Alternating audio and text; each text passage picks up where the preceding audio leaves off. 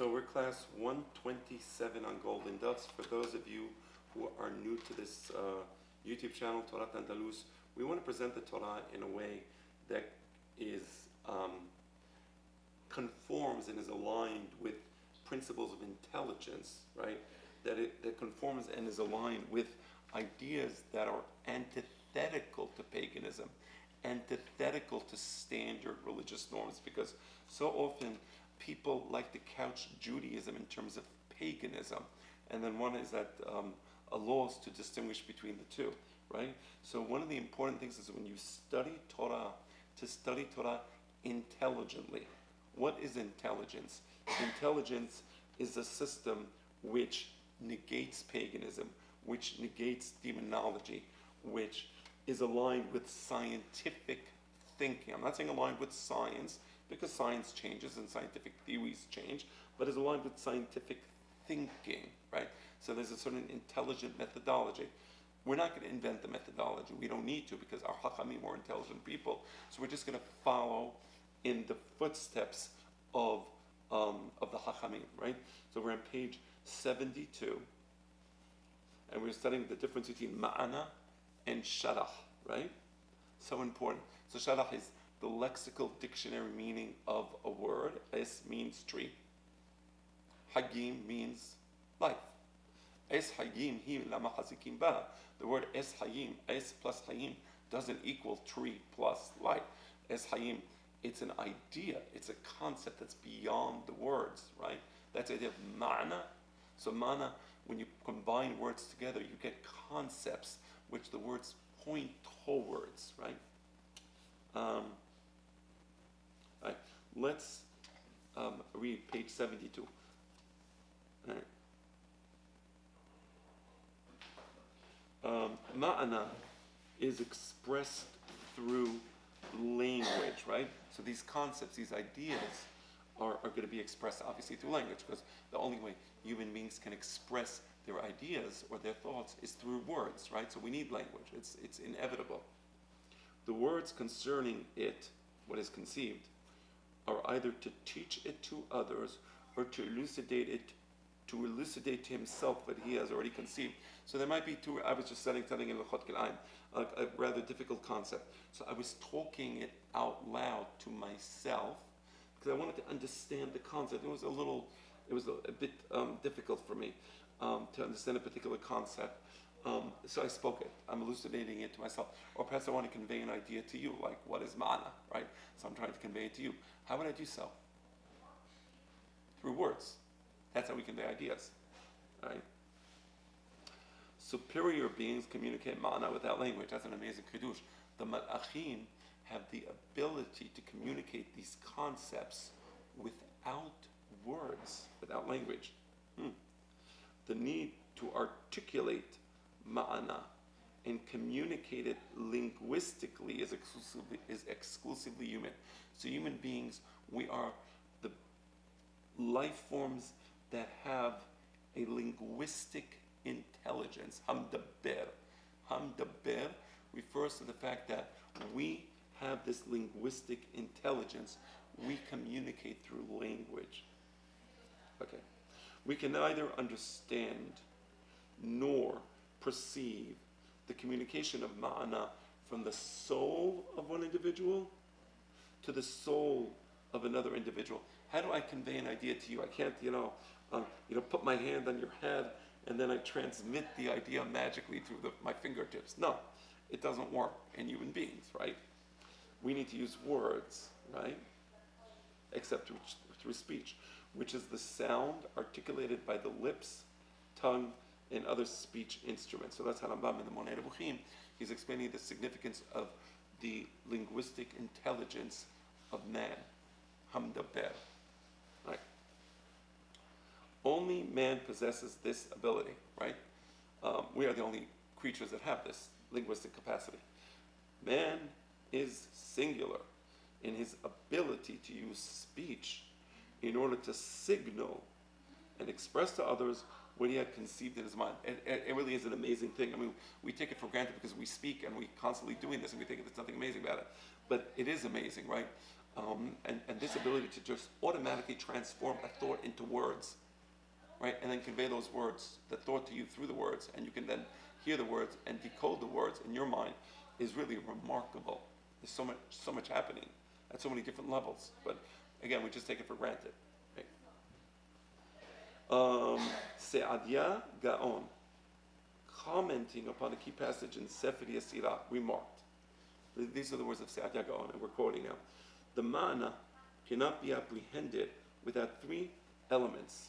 Right? I want to understand an idea. I want to express to you an idea. You want to understand the idea. Three things. Phonetic sound.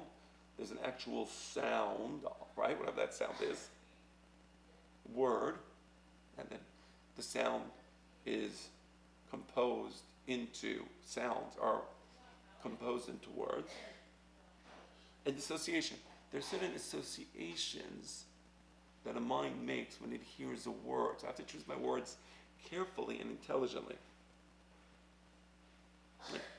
I intentionally chose the idea of ayes hayim to express the Torah, because an ayes itself is an integrative system that integrates many different things, right? So I didn't just choose, or the Torah, which says ayes hayim le'machazikim ba, David HaMelech, right? So, or the Sefer Mishleh. So the point is that it was an intelligent choice of word, right? Because there's an association with that word. The phonetic sound is what is not meaningful in isolation, as when one utters ah and other phonetic sounds. So the phonetic sound by itself has no meaning, right? If you just take the word ah, the word ah doesn't mean anything. Ba doesn't mean anything. Abba means father, right? So you combine the phonetic sounds to make a word. A word occurs when one says man, right? Ish, right? Adam, Adam, right? Here too, no ma'ana can be discerned, but there's still no ma'ana. I'm going to just say the word Adam. What's the concept being conveyed? Adam is a word. A word has a dictionary meaning, a lexical meaning. What is the concept here? I say Adam. But there is no concept, right, at this point. However, in association with other words, mana is accomplished. As for example, when one says, a man found me. Now, but when you take a word and you combine it with other words, then you can have a concept. Or, I saw a man. Ani ra'iti Adam. Ra'iti Adam. Right? Mesa'ani Adam. Right? Phonetic sound is what cannot be understood. So the phonetic sound by itself, has no meaning. Dam has no meaning. Together has a meaning. Word. Utterances are isolated words. Right? And sentence is the association of two or three words, as we have illustrated. So you start with the phonetic sound, dam, combine it, adam, right? And then you can say, hen ha'adam haya ke'ahad mimenu. You combine words, right? So you combine the phonetic sounds to form words, you combine the words to form phonetic sounds. This combination of words, combine words to form sentences. This combination of words to form sentences, that's where the ma'ana is. That's where you can point out to something else. Es hagim hila mahazikim ba. There is something beyond the word es and beyond the word hayim that together point to a concept. What does it mean la mahazikim ba? You have to uphold it, right? So there's something there. So these are all concepts formed by the words. End of Se'adia Gaon.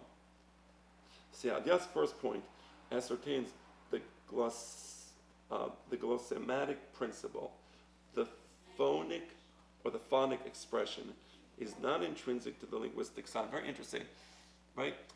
The sound has nothing to do with the Adam, right? There's nothing intrinsic in the sound that has to do with Adam, right? It's not like, because you have the sound which means something, and dam means something, and together it means Adam, right? It's not the case, right?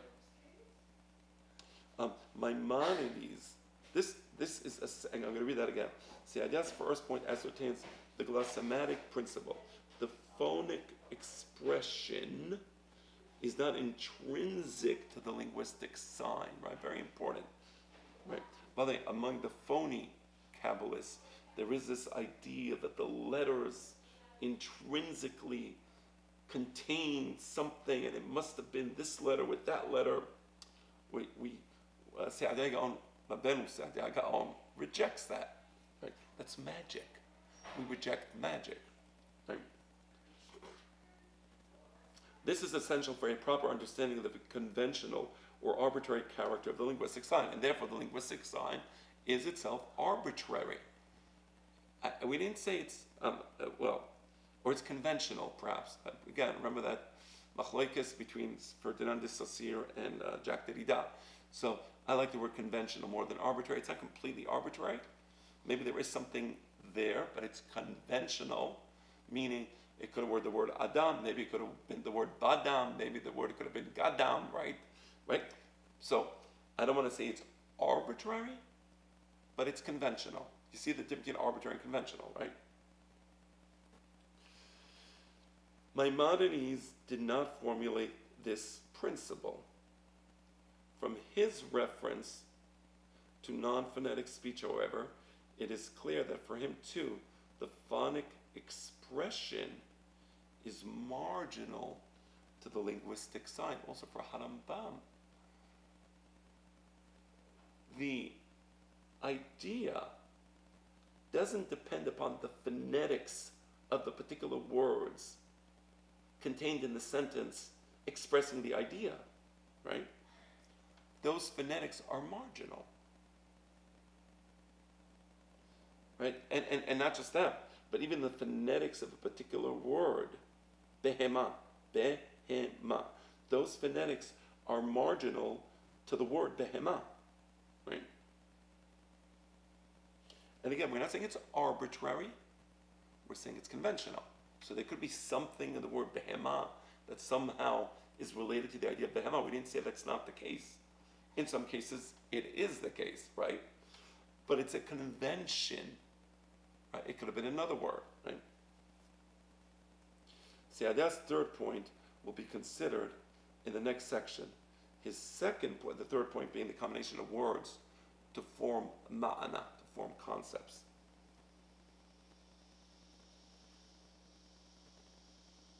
I believe that's what he meant by the third point.